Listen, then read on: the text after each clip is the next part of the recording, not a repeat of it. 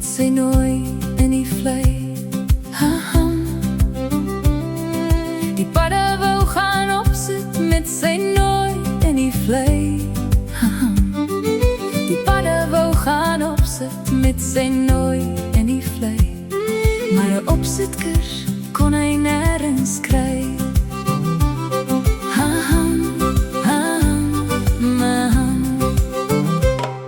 Hy vra toe 'n vuur vlieg om sy lig uit te hier. Hy vra toe 'n vuur vlieg om sy lig uit te hier. Hy vra toe 'n vuur vlieg om sy lig uit te hier. Die vuurvlieg sê ja, teen 'n sent per uur.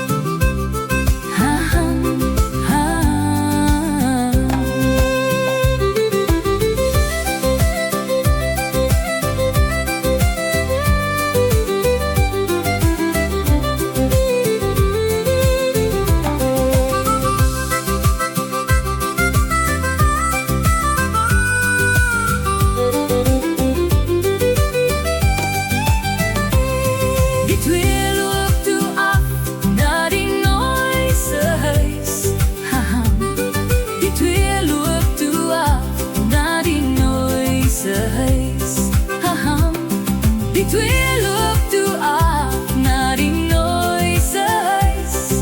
Die huis in die vlei van mejuffrou Muis.